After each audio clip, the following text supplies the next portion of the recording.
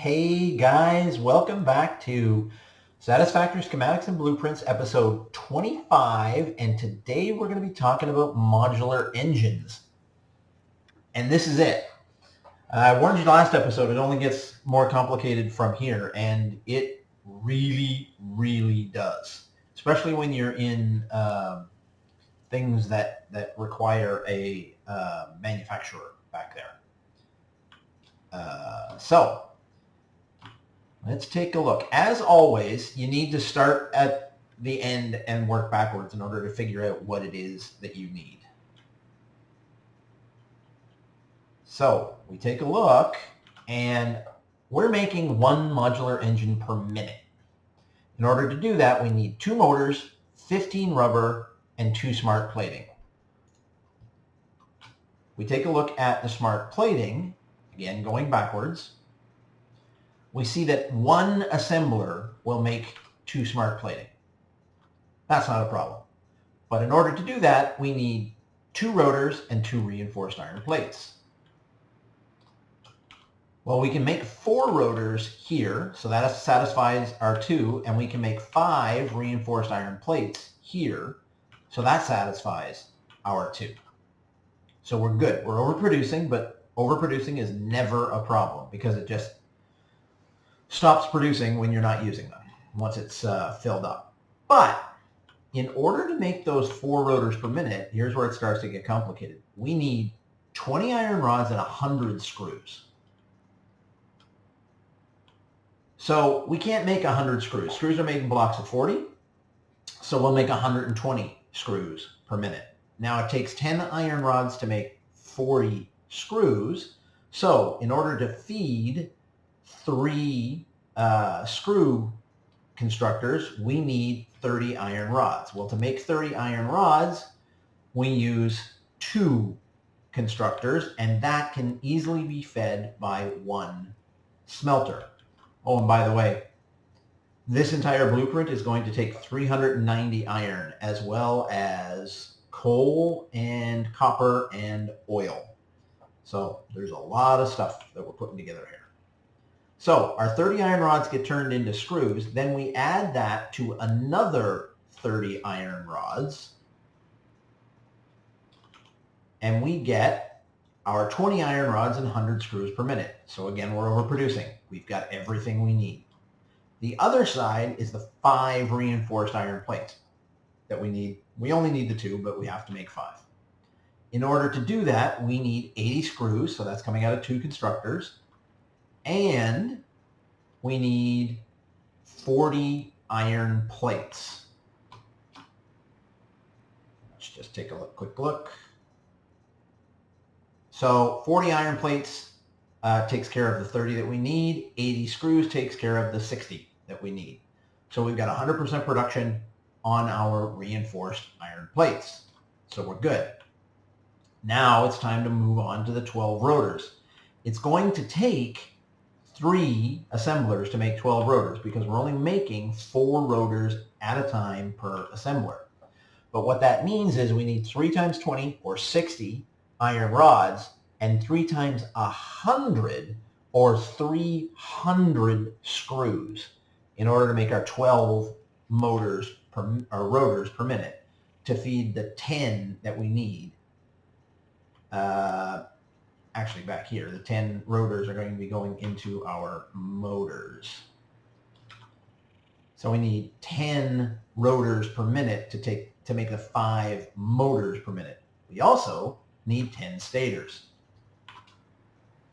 In order to make 10 stators, we're making the 320 screws to satisfy the 300 that we need back there. In order to make the 10 stators, that's going to take steel pipe and wire. So we're making 40 steel pipe and 120 wire. Those are coming back. You can see the steel pipe's coming from here. The wire's coming from here. And that satisfies the 30 steel pipe that we need and the 80 wire because we have 2 of these making 5 and 5 for a total of 10 because we need 10 back here. So as always, we are overproducing. Now, in order to make the steel pipe, we're feeding the iron down that entire line that we just saw, and we're adding 90 coal here. And then we're adding another 60 copper in order to make our 120 wire. Now the last thing that we need is our rubber. Or, sorry, excuse me. Yeah, that's our rubber. Let's just go make sure. There's so many steps to these things I sometimes forget. Yep, we need 15 rubber per minute. Well, one refinery is going to make us 20 rubber per minute. But as we already know, if we don't take care of the 20 heavy oil residue per minute that comes out, it will eventually pretty quickly stop working. So as the rubber goes in, we're going to put the heavy oil residue into our fuel generator. Now, we're only outputting 20 heavy oil residue per minute, and we need 60 heavy oil residue per minute. So this is only going to be working at 33 1/3%. So we're only going to be getting about 13, just a little over 13 fuel per minute coming out of this. But as we already know, the fuel generators only use 12 fuel per minute.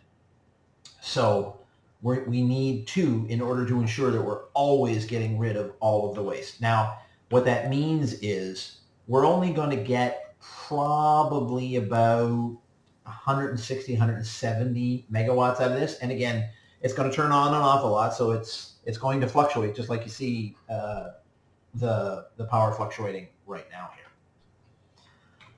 So if you want to get 100% production of one modular engine per minute, this is what you need to build. As I said before, you might be better off just making an iron rod plant somewhere else, a screw plant somewhere else. And I keep the two separate if I were you, because you need a lot of iron rods and you need a lot of screws, and you often need them separately. You could make a rotor plant, a reinforced iron plate plant. Those get used often enough to make it worthwhile. But the smart plating, I don't think, I mean, it gets used a couple of times, but not that much. So, and it's really easy just to grab off your rotor and reinforced plate line, or even just grab off your screw line and your... So if you were to start at the reinforced iron plates and the rotors, all you need to do is bring in screws, iron rod, and iron plate. And then all you have is those back 3 feeding into there, and it's a significantly smaller schematic at that point. But it's up to you. Thanks for watching. Remember to give the video a like if you like what we're doing here. Make sure you subscribe. It really helps me out. And if there's anything else that you want to see, please leave a comment down below, or just tell me how you like the videos, because I always like hearing from you guys. So thanks, guys. See you in the next one.